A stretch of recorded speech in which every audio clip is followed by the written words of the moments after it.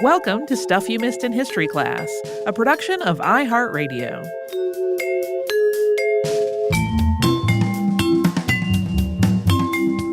Hello and welcome to the podcast. I'm Holly Fry. And I'm Tracy V. Wilson. One of the most basic tools of the medical profession is a stethoscope. Yep, nursing also. Yeah. Well, the medical profession would include nurses. I feel like we've had people argue with us about that. I mean, it's all medicine. I'm not calling anybody a doctor. If you have been to a doctor or a nurse at any point in your life, and I hope you do get the health care you need, you have probably had some experience with a stethoscope, and I wanted to peek at how they developed, just as a random, hey, where'd that come from? And then I accidentally landed on another French medicine episode. I swear that was not my goal. There are just so many. There was like this cluster of time where France was doing a lot of interesting things in medicine. And that's because to talk about the stethoscope, we have to talk first about its inventor, René Hyacinthe Laënnec. And then we're going to discuss how his original design, which didn't look like what we think of when we think of a stethoscope now, changed in the hands of physicians who wanted to improve on that original. Yeah, when we say change, when I was looking for a picture to go with this on our social media, there are pictures of some of his actual stethoscopes. They are not recognizable as a stethoscope unless you are maybe a medical historian that knows what it looked like at that point. Yeah, there are some in museums, and there have even been some cute staged photos throughout the years of people using them to show how they worked, but they don't look like what you would walk into a doctor's office and see today. No. So, Laënnec was born on February 17th, 1781 in Quimper on the far west side of France in Brittany. His father, Théophile Marie Laënnec, was a civil servant, and this family wasn't especially comfortable. Part of that was because Théophile Marie was pretty careless with the finances. René's mother, Michelle Félicité Gudson, died of tuberculosis when René was 5. And he, along with his brother, went to live with the Abbé Laënnec, who was his granduncle. He never was described as particularly hardy as a child. He had a lot of fevers. He was described as physically weak, and it's believed that he had asthma. In his early years, Laënnec was an artistic child. He wrote poetry and he learned to play the flute. He would actually play the flute throughout his life, and some people draw a line between that and his original invention. You'll see why when we talk about what it looked like. He may have actually gone into a less scientific field than medicine, given his proclivity towards the arts, had he not moved to Nantes at the age of 12 to live with another uncle. This one was Dr. Guillaume François Laënnec.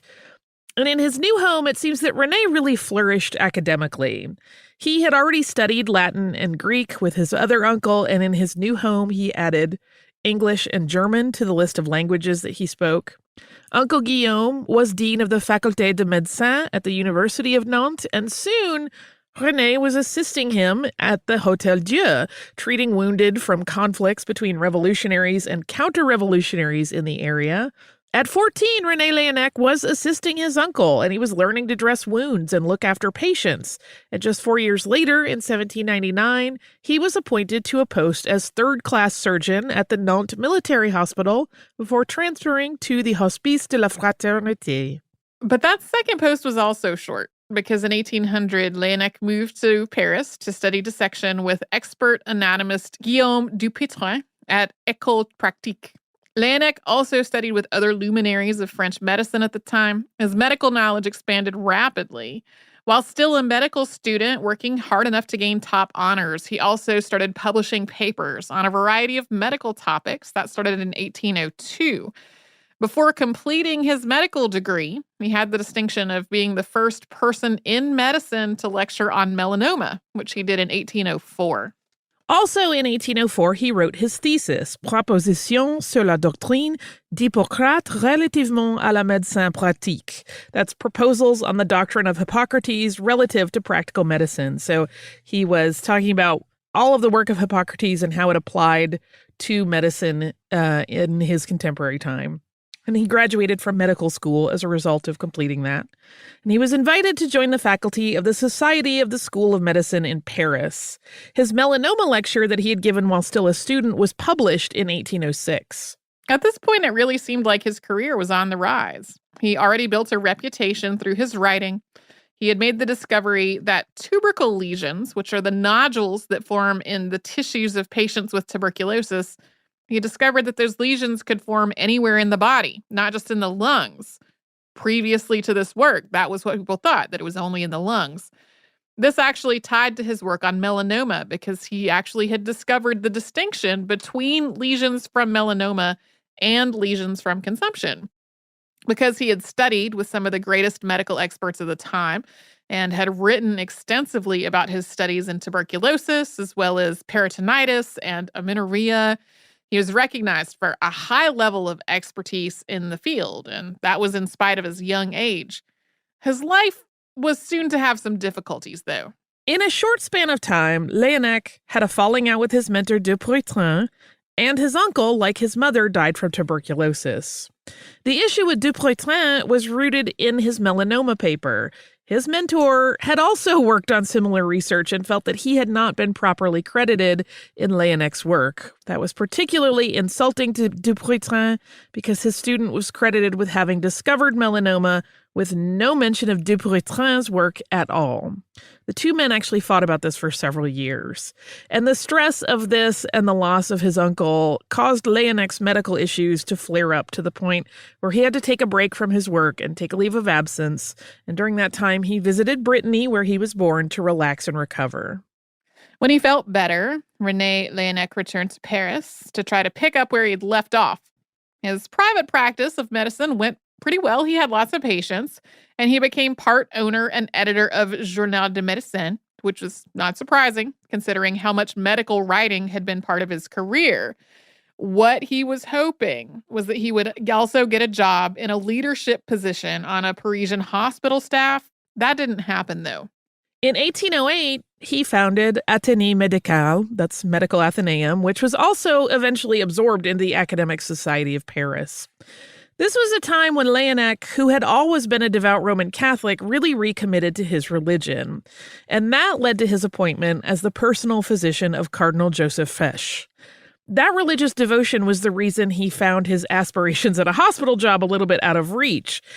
Because while France was very Catholic, the academic community actually found Laënnec too conservative, and they thought he was a bit out of step with his contemporaries, even though he was making a lot of significant discoveries. During the War of 1812, while still working for Cardinal Fesch, Laënnec headed up the care of wounded soldiers in Paris's Salpêtrière Hospital. All the hospital's wounded soldiers were given beds in wards that Laënnec led. And 2 years later, his position with the cardinal ended. Fesch was the French ambassador to the Vatican and, more importantly, Napoleon's half-brother. So when Napoleon fell, he was exiled. Laënnec's job was gone at that point. In 1816, Laënnec finally got that position that had always eluded him, an appointment as a hospital physician. He was hired at Necker Hospital as head of hospital service, and that same year, he also created the medical apparatus that would change medicine. That new position at the hospital was not entirely a joyous appointment, however. It had opened up because one of Laënnec's mentors and his close friend, Gaspard Laurent Bayle, had died of tuberculosis. We are about to talk about the moment of inspiration that led to the first stethoscope. But first, we are going to take a moment of our own for a sponsor break.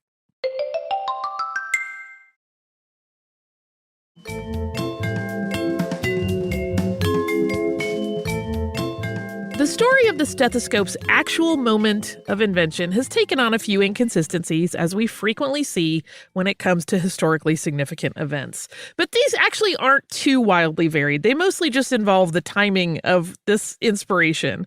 That inspiration was Laënnec witnessing two children playing in the courtyard of Le Louvre Palace. So he's said to have seen these two kids using a long piece of wood to send signals to each other. They would scratch the end of the solid piece with a pin.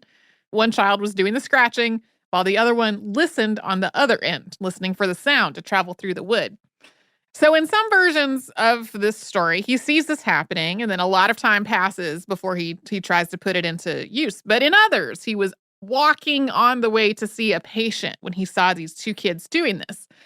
Either way, though, the kids and their wooden sound conveyance are credited with inspiring Laënnec. When the doctor himself wrote about it, though, he did not mention these kids.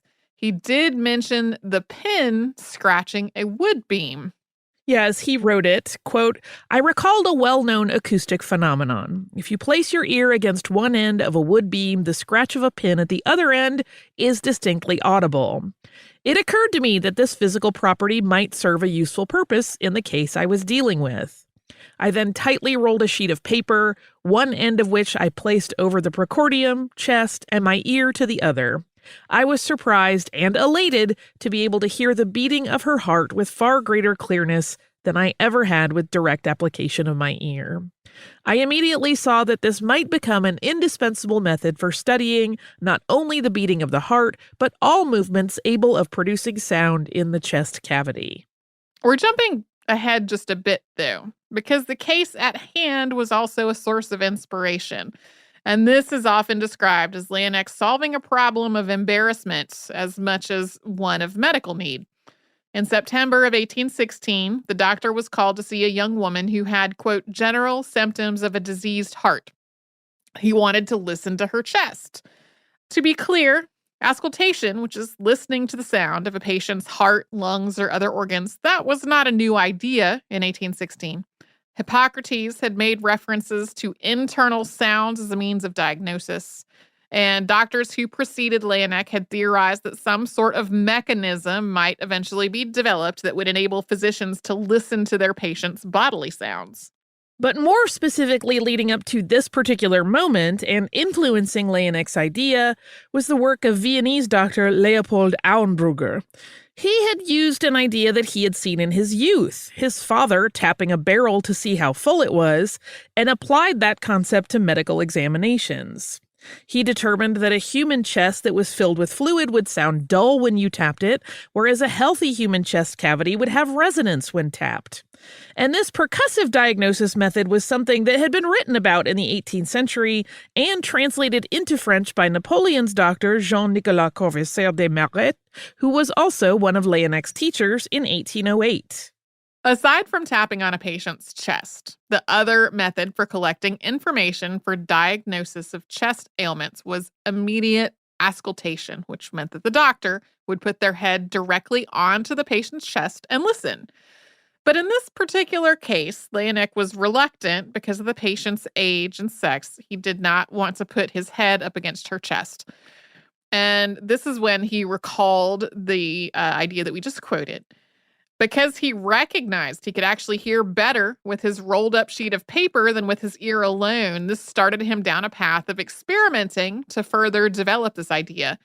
And that came to be called mediate auscultation. Yeah, we're going to talk about percussion again a bit towards the end of the episode, but they were kind of tied up together as this, like, listen to the sounds the body makes and you will figure things out. So he did, as Tracy said, start experimenting and created multiple versions. And his refined versions, which he worked on for several years, still did not ever really look like the stethoscopes we're familiar with today. Remember, for one thing, things like rubber tubing were just not around yet. Laënnec focused on creating his stethoscopes out of wood. He had experimented with other materials, but he found a hollow wooden tube to produce the best sound. Sometimes people attribute this back to his work playing the flute and how he made that connection, but it's not entirely clear. But he created a chest piece that fitted at one end and further improved his ability to hear, and then he made his stethoscope into two pieces that could be unscrewed for ease of carrying, and then they could be quickly screwed back together so that a doctor could use them for diagnosis. In 1818, René Laënnec gave a presentation about his stethoscope at the Paris Academy of Sciences. In 1819, he published a 2-volume book about his work, was Mediate Auscultation, or Treatise on Diagnosis of Lung and Heart Diseases. He described his stethoscope in it. This was 25 centimeters long and 3.5 centimeters in diameter. And the name for the stethoscope didn't come into print until 1820. Before that, he just called his device Le Cylindre. which if you see some pictures of it, it looks like a cylinder. It does not have any fancy adornments. There's no like ear trumpet kind of shape to it. Just looks like a cylinder. Eventually, though, he went with the root of stethos, which was the Greek word for chest. Yeah, you'll see that second part of the word, the scope, attributed to like a cajillion different words to create this portmanteau. Everything from Greek words to French words to, some that just go, well, it's scope because it's a scope, which is pretty funny. He also included in that work, his 2-volume book, extensive research that he had done using this invention. He treated a lot of patients with pneumonia, and he used this stethoscope in assessing their conditions. When any of his patients died, he performed autopsies, and he found that the conclusions he had been able to reach using his new instrument were corroborated by what he found.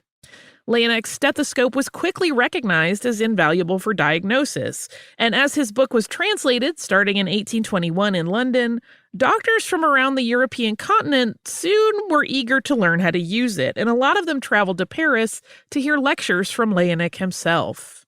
After this, Laënnec continued his medical career. In 1822, he was made the chair and professor of medicine at the College of France, and the year after became the professor of medicine at Hôpital de la Charité. He was a member of the French Academy of Medicine also. He quickly garnered such a reputation for really excellent lectures that the lecture halls were frequently packed with doctors that wished to hear him speak. Laënnec kept a log of everyone who attended his lectures and kept an almost ridiculously busy schedule of hospital rounds, lectures, and consultations. Yeah, you will occasionally find some papers that talk about how you can trace Laënnec through these logs that he kept of doctors that attended his lectures, and then how his information and his knowledge of pulmonary disease in particular kind of propagated throughout the world over time. At this point, he was in his 40s, and Laënnec finally settled into his now successful career, and he actually got married to a widow named Jacquette Guichard-Argus. And the newlyweds wanted to start a family. That was unfortunately not to be. Their one pregnancy ended in a miscarriage. And soon after that loss, which he took quite hard, his health began to decline. He was actually in a little bit of denial about this for a while. He had not realized, despite all of his work and research in tuberculosis, how very contagious it was. There had been discussion of tuberculosis as a contagious disease even before his time, but there were also theories that it could be hereditary. There were some theories that it could even be a type of cancer, so it wasn't necessarily universally recognized as a contagious disease. The term tuberculosis didn't even exist yet. That wouldn't happen until the following decade when it was coined by German doctor Johann Schonlein. But over time, he had all the telltale symptoms of tuberculosis. He was finally diagnosed by his nephew, René Laënnec, using a stethoscope to listen to the much-beloved doctor. Although René Laënnec once again traveled to Brittany in the spring of 1826, hoping that his health would improve, that did not achieve the desired result. He was able to finish a revised edition of his book on mediate auscultation that was published that year. It had specific details of certain sounds and what they might indicate. This work laid the groundwork for knowledge of pulmonary diseases. Laënnec died not long after it was completed. That was on August 13th, 1826. Laënnec's work continues to be part of modern medicine. He was the first to describe micronodular cirrhosis of the liver, which is still known as Laënnec's cirrhosis, and his extensive writing on pulmonary classifications is still used. He advanced the medical community's understanding of pneumonia, emphysema, and other conditions. There's a coda to this part of the story, though, in terms of how Laënnec was viewed just a decade after he died. In an 1838 English-language translation of his treatise on the diseases of the chest and on mediate auscultation, the translator included some interesting discussion about Laënnec's writings about himself. The translator's note states in the first paragraph, quote, "The original treatise will remain an imperishable monument of the genius and industry of its author, and the discovery of which it treats will entitle him to a distinguished rank among the benefactors of mankind. As a standard work on the pathology and diagnosis of the diseases of the chest, it is not only without an equal, but may be considered as almost perfect in its kind. But then a couple of paragraphs down, after continuing to mention the importance of auscultation, the same translator writes, quote, "At the same time, it would be exacting too much from the weakness of humanity to expect that the author of mediate auscultation should, in no case, have yielded to the enthusiasm naturally inspired by the consciousness of so great a discovery. And if, in a few passages of his book, he should be found to somewhat exaggerate the actual or relative importance of his method, or even sometimes to appear rather as the partisan than the historian of the stethoscope, I am sure that a fault so venial and in such a man ought not to be visited by heavy censure." Essentially, this says that the translator thinks that Laënnec is puffing up the importance of his invention, but that it's also okay because he really was pretty great and he did advance medicine with his work. It's a fascinating way to frame all this, and it seems like maybe he's trying to pre-address critics of Laënnec, since he also mentions that some people claim to have tried the stethoscope and found it unhelpful. Just a glimpse into this perception of this device while it was still in its infancy after Laënnec's death. Yeah, a lot of doctors were super into it, but there were some that were like, I tried to listen, I didn't get anything. So it's just kind of an interesting thing to know that there was a little bit of controversy, as much as it does sound in a lot of ways like the medical community pretty quickly picked it up. But you may be wondering what came of this invention, because it obviously took a number of additional turns as it developed into the tool that we see commonly in use today. And we're going to talk about some of those turns after we first hear from the sponsors that keep Stuff You Missed in History Class going.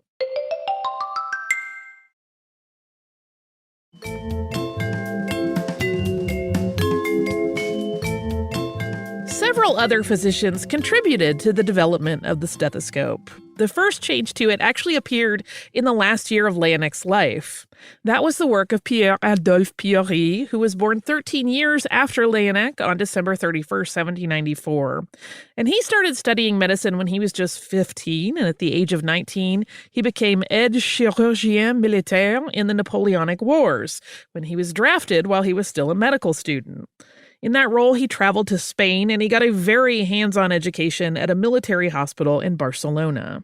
Like Laënnec, he studied medicine with men such as Corvisart and Bayle once he got back to Paris. And in 1816, he completed the thesis that earned him his medical degree.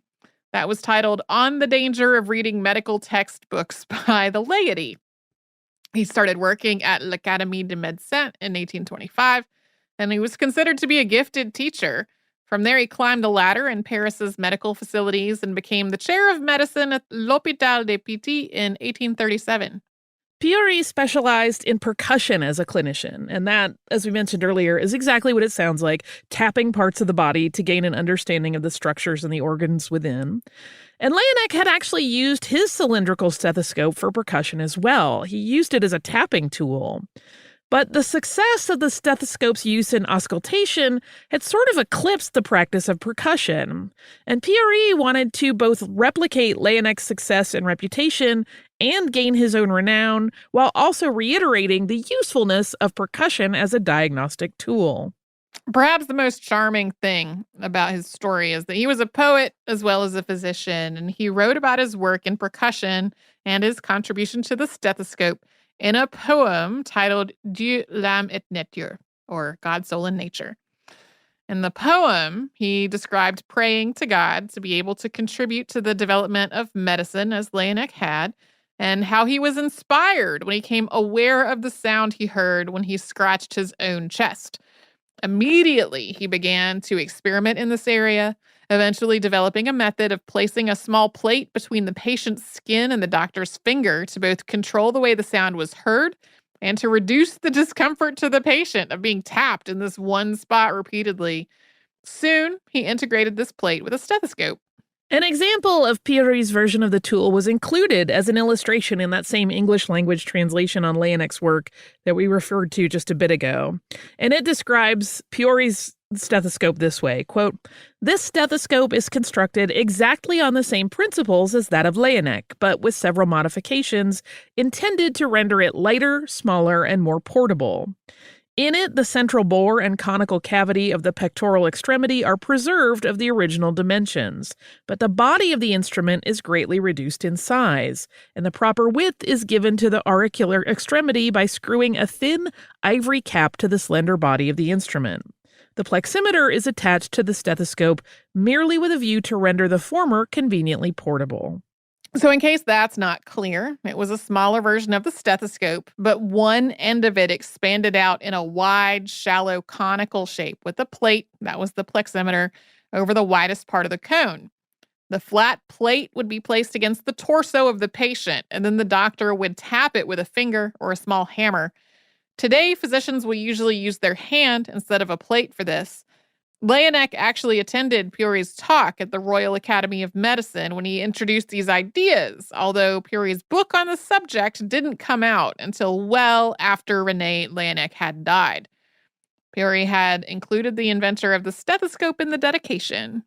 Yeah, it's unclear, what Laënnec's response was. He was the end of his life, so he probably did not have a lot of energy to write at length about it.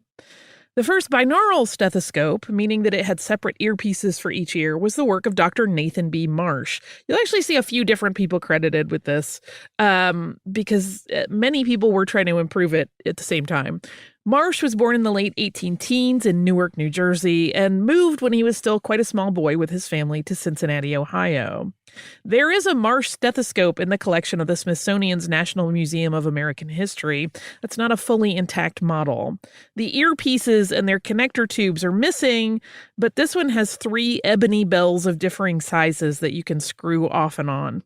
Marsh received the first patent for a binaural stethoscope. That was U.S. Patent 8591 in 1851. But the following year, a version was invented by New York Dr. George P. Kamen. Kamen, who was born in 1804, had actually traveled to Paris for postgraduate work in the late 1820s, and he had studied with some of Laënnec's colleagues. In his work in New York with the city's poor population at the Northern Dispensary, which was a free clinic that opened in 1830, he wanted to improve his diagnostic tools so that he could get as much information as possible in cases where he just had limited time with the patients. Yeah, I saw one write-up theorizing that some of it, too, because New York had a large immigrant population, he had to be able to do diagnostics in ways that did not count on everyone speaking the same language. I don't know if that's true or not. That was a theorization. As a result of that desire, though, to just improve his ability to work with his patients, he built on models that he had already seen that had 2 earpieces. Although in some cases, those 2 earpiece versions were designed so that 2 physicians could listen to a person's chest at one time. There were also other doctors working on binaural stethoscopes, but there had been problems making a model that was practical for continual daily use. Kamen tested various materials and designs, and he finally came up with a design very similar to modern instruments, if you see a picture of it.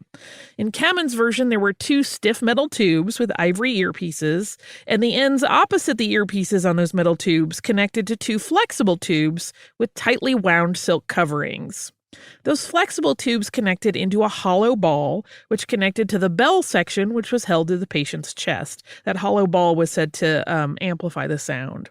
Kamen's device was manufactured for wide distribution, but he didn't patent it because he thought it should be available to all physicians.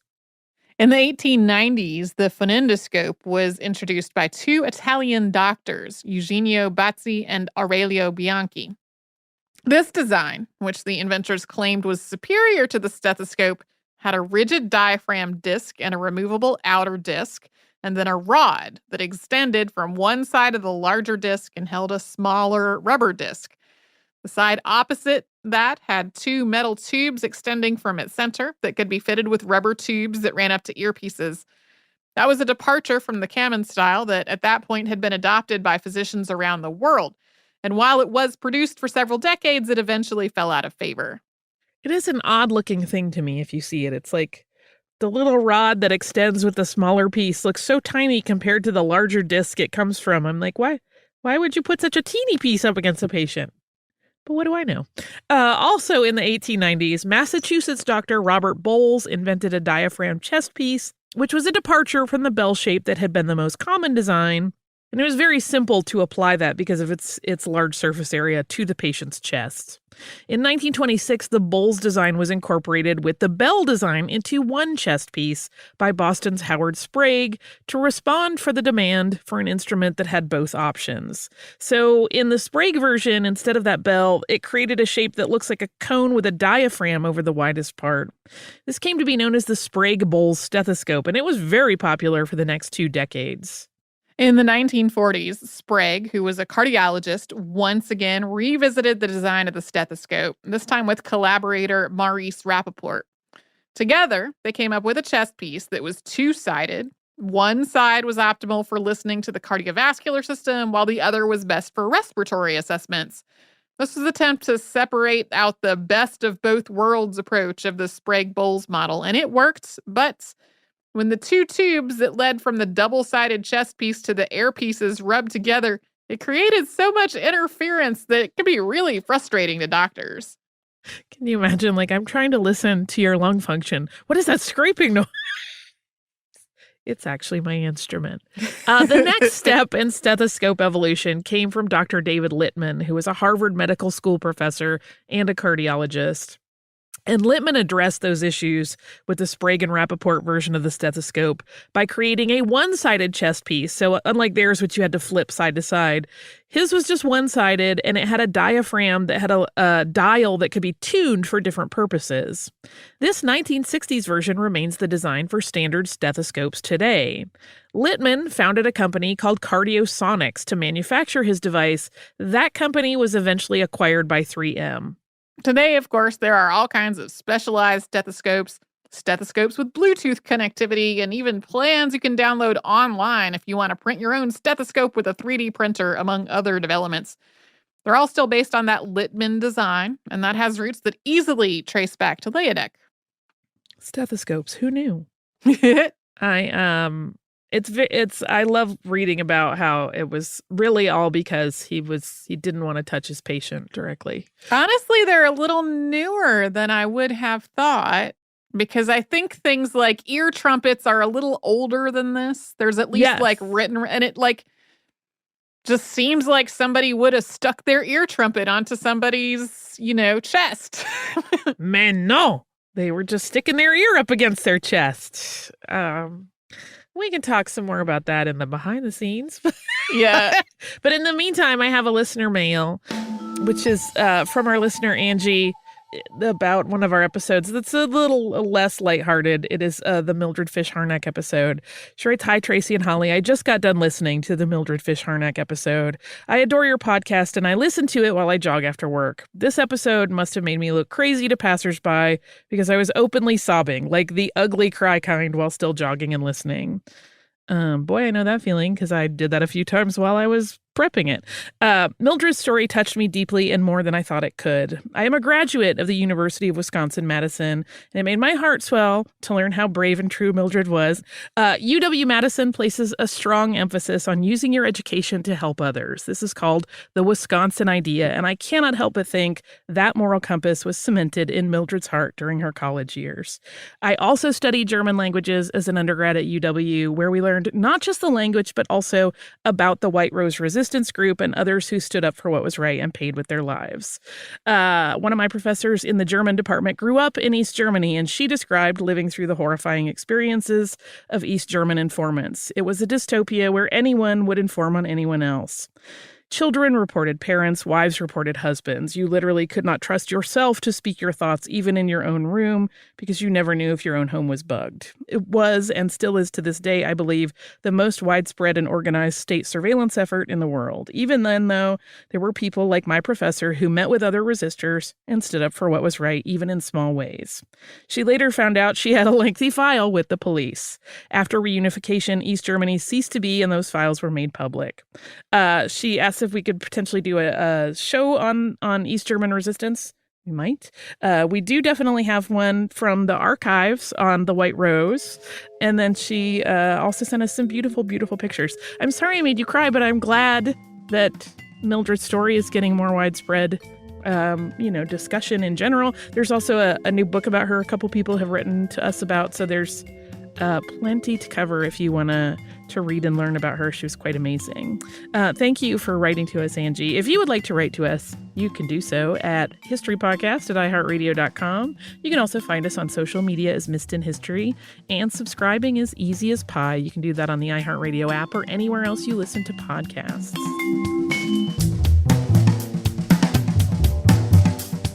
Stuff You Missed in History Class is a production of iHeartRadio. For more podcasts from iHeartRadio, visit the iHeartRadio app, Apple Podcasts, or wherever you listen to your favorite shows.